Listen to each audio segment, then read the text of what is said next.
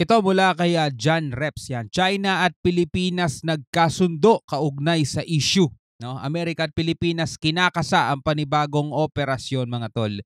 So ito na nga na yung pagmi-meeting daw ng China at Pilipinas at napagkasunduan na nga daw ang tungkol sa issue ng West Philippine Sea. Pero tulad nga ng sinabi natin, dapat ang Pilipinas ay hindi nagpapapaniwala sa mga sinasabi nitong mga Chekwa. Kasi iba yung sinasabi nila sa ginagawa nila. After ng meeting, after ng kunyaring nagkasundo na, few days later mga tol, nagkaroon na naman ng panibagong pangharas itong mga Chinese Coast Guard sa mga mangingisdang Pilipino na nangunguha ng mga seashells mga tol at pinapabalik nila yung mga seashells sa loob ng West Philippine Sea. Sa loob ng exclusive economic zone natin mga tol, ginaganyan tayo. Grabe. Ito panoorin natin mula kay John Reps. Pero bago yan, syempre huwag mong kalimutan mag-subscribe sa kanyang YouTube channel. At kung bago ka pa lamang at trip mo yung mga ganitong klaseng reaction video and commentary, huwag mo kalimutan mag-subscribe. Click mo na rin ng notification bell para ma-notify ka whenever na may mga bago tayong reaction video tulad nito. So huwag na natin patagalin pa. Total, wala na rin naman tayong hinihintay na. Panoorin na natin to mga tol.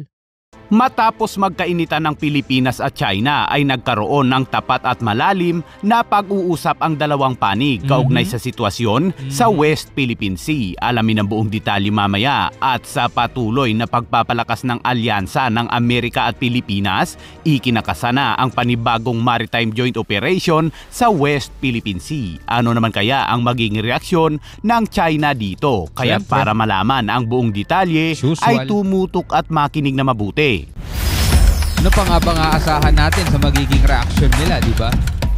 Matapos ang mainit na palitan ng mensahe ng China at Pilipinas ay nagkasundo ang mga opisyal ng Foreign Affairs ng China at Pilipinas na pahusayin ang maritime communication at maayos na pamahalaan ang mga sigalot at pagkakaiba sa pamamagitan ng mapagkaibigang pag-uusap hingil sa mga isyu sa paligid ng West Philippine Sea ayon sa pahayag ng Chinese Foreign Ministry. Diba? Yun ang sinasabi nila. Maayos na pag-uusap, ganyan-ganyan, ayos na komunikasyon. Samantalang yung mga mangingisdang Pilipino, mga tol, sa loob, sa may Baho de Masinloc, mga tol, pasok yun sa exclusive economic zone natin. Pinigil nila, hinarang nila, mga tol. Yung mga nakuhang seashells, pinababalik. Grabe. Natila baga sila ang may-ari nun. Sina Assistant Foreign Minister Nung Rung at Philippine Foreign Ministry Undersecretary Teresa Lazaro ang nagsagawa ng tapat at malalim na palitan ng pag-uusap sa Shanghai sa China kaugnay sa kasalukuyang sitwasyon habang kapwa namumuno sa ikawalong pulong ng China-Philippines Bilateral Consultation Mechanism sa West Philippine Sea. Yung word na tapat hindi nababagay sa kanila. Ang dalawang bansa ay nagkaroon ng maraming komprontasyon kamakailan sa ilang pinagtatalunang dagat sa West Philippine Sea na may parihong mga akusasyon sa pangangalakal na pumukaw sa salungatan sa estratehikong daluyan ng tubig. Sa mga pag-uusap, muling pinagtibay ng dalawang panig ang hindi pagkakaunawaan sa West Philippine Sea. Ang parehong mga opisyal ay naniniwala na ang pagpapanatili ng komunikasyon at dialogo ay mahalaga sa pagpapanatili ng maritime na kamayapaan at katatagan sa rehiyon. Well, abangan natin mga tol, malapit na ulit tayo magkaroon ng resupply mission. Siguro paubos na yung mga supply dun sa Ayungin Shoal mga tol. Paubos na. At abangan natin kung ano mangyayari sa mga susunod na kabanata, mga tol. Kung tayo ba'y hindi na makakaranas sa panghahabol, panghaharang sa ating mga resupply mission boat, no? Tingnan natin. Sumang-ayon ang dalawang panig na maayos na pamahalaan ang mga salungatan at pagkakaiba sa dagat sa pamamagitan ng magiliw na konsultasyon. Gayon din ang wastong pangasiwaan ang mga emerhensyang pandagat. Giit ng China na dapat taimtim na sundin ng panig ng Pilipinas ang prinsipyong One China Policy. Giit naman ng panig ng Pilipinas na sumusunod ito sa patakarang One China Policy at patuloy itong ipinapatupad. Oo, ba't tayo lang ang kailangan sumunod? Dapat sumunod din sila. Diba? Ang ginigiit nila One China Policy nila eh. Diba? Dapat ginigiit naman natin. O kung gusto nyo kaming pasunurin sa One China Policy nyo, di sundan nyo naman yung UNCLOS. Sundin nyo naman yung 2016 arbitral ruling. Sundin nyo naman yung sinasabi ng international law. Puro na lang kayo One China policy, ganyan-ganyan. Dapat sumunod kayo sa One China policy. 'Di ba doon pa lang makikita mo mga tol kung gaano sila kadominante, 'di ba? Sumang-ayon din ang dalawang panig na bawasan ang tensyon sa West Philippine Sea at mahinahon na harapin ang mga insidente. Nako. Iniharap ng magkabila ang panig ang kani-kanilang posisyon sa Ayungin Shoal at tiniyak sa isa't isa ang kanilang mga mutual commitment upang maiwasan ang pagpapalala ng tensyon, sabi ng Department of Foreign Affairs. Yan o, tingnan mo, balikan natin. Upang Both sides presented their respective positions on the Ayungin Shoal and assured each other of their mutual commitment to avoid escalation of tensions. Yun ang sabi mga tol na Department of Foreign Affairs. So intayin natin mga tol kung ano ang mga susunod na mangyayari kapag nagkaroon tayo ng resupply mission sa Ayungin Shoal. Tandaan ninyo itong sinabi nila. Maiwasan ang pagpapalala ng tensyon, sabi ng Department of Foreign Affairs. Napag-usapan din ng Pilipinas at China na simulan ang mga pag-uusap tungkol sa posibleng pagpapalitan ng akademiko sa marine scientific research sa pagitan ng Pilipino at Chinese scientists. Sinabi yan ng Department of Foreign Affairs sa isang pahayag na inilabas sa pamamagitan ng Malacanang. Makailang beses nang nag-usap ang China at Pilipinas mga kabayan tungkol sa mga isyu sa West Philippine Sea. At ayan ay muling nag-usap na naman. Ang tanong, tutupad kaya ang China sa kanilang napag-usapan?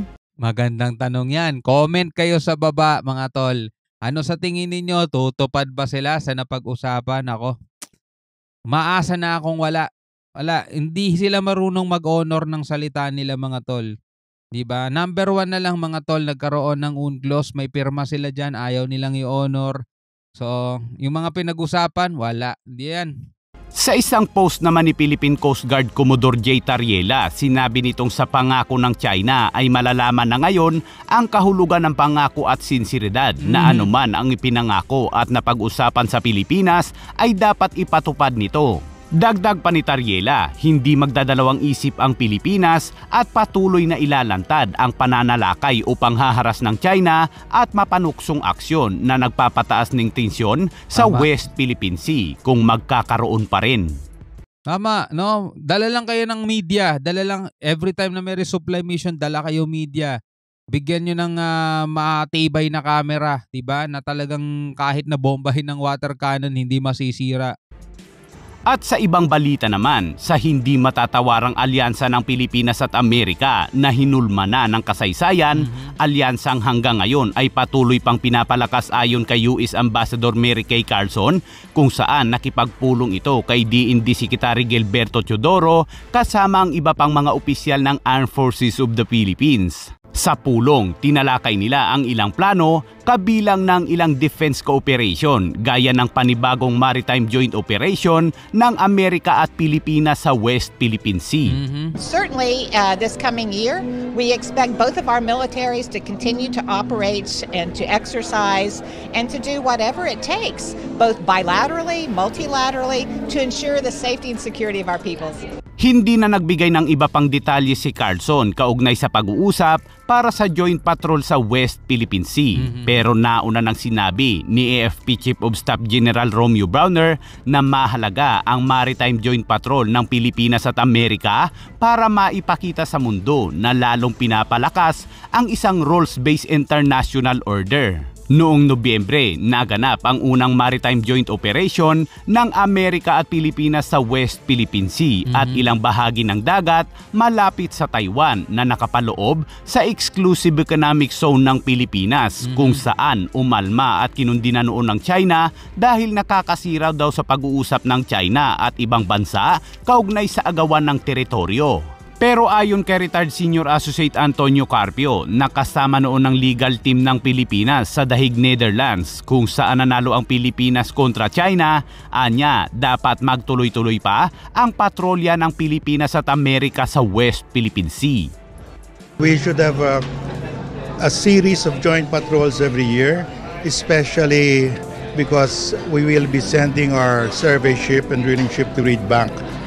And when we send our survey ship and drill ship, there should be a joint patrol just in case the Chinese Coast Guard will try to shove away our drill ship and survey ship.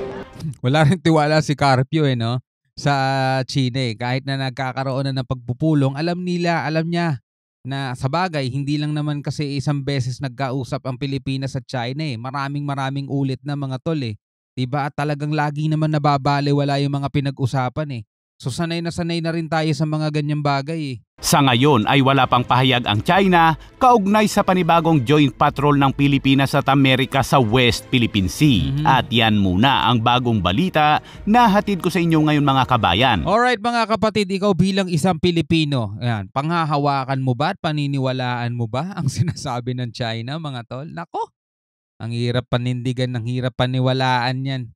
Diba? Maraming ulit na nagkausap presidente sa presidente mga tol. Diba? 6 years tayong naging ng China mga tol, best friend. Diba?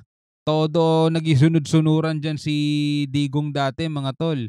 No? Halos lahat ng gusto ng China, wala tayong kibo mga tol Kahit na sabi niya nung nangangampanya, no, sasakay daw siya sa jet ski. Hindi tayo anti-Duterte mga tol pero pinapakita lang natin dito mga tol kung ano ang naging resulta ng pakikipagkaibigan sa kanila ng husto. Eto.